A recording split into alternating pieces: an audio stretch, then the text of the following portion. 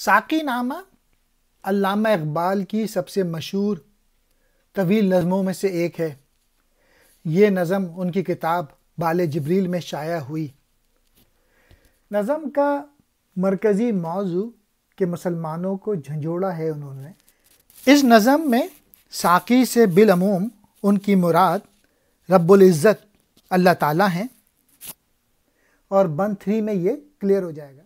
اس نظم کی ساخت جو ہے، اس نظم کو 7 بندوں میں تقسیم کیا گیا ہے، اور آہستہ آہستہ علامہ اقبال اپنے مرکزی موضوع کی طرف بڑھتے ہیں، جو در حقیقت 3 بندوں پہ ہوتا ہے۔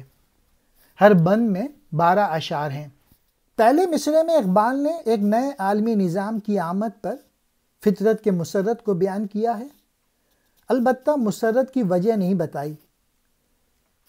علامہ اقبال نے اس بدلتے ہوئے عالمی نظام کی توانائی کو باہر لانے کے لیے زندہ دنیا کی ہستیوں جیسے پھول اور پرندے اور طبعی دنیا، پہاڑوں اور ندیوں کا استعارہ استعمال کیا ہے۔ اقبال نے بہار کے موسم کا استقبال کرتے ہوئے نظم کا آغاز کیا۔ چشموں کے دوران قدرتی عناصر کی افادیت بیان کرنے کے بعد اقبال ساقی سے مخاطب ہوتے ہوئے اعتراف کرتے ہیں کہ موسم بہار ایک وقتی واقعہ ہے اور جلد ہی چلا جائے گا۔ وہ ساقی سے التجا کرتے ہیں کہ وہ اسے روحانیت اور حقیقی حکمت کا علم عطا کرے، وہ علم جسے میں کہا جاتا ہے۔ دوسرے بند میں علامہ اقبال بدلتے ہوئے عالمی نظام کو بیان کرتے ہیں۔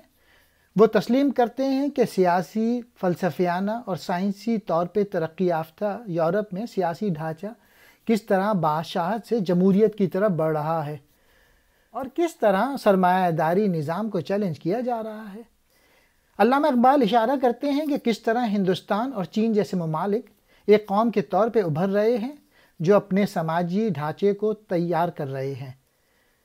پھر علامہ اقبال اسلامی اقوام کے پاس آتے ہیں اور انہیں مردہ راکھ کہہ کے دوبارہ ایجاد کرنے کے جوش کی کمی پر تنقید کرتے ہیں۔ تیسرے سے 7ویں بند تک اقبال اپنے ساقی سے اتنے ہی پرزور اپیل کرتے ہیں کہ وہ ملت اقوام کو اپنے آپ کو نئے سرے سے ایجاد کرنے کے لیے اکسائیں۔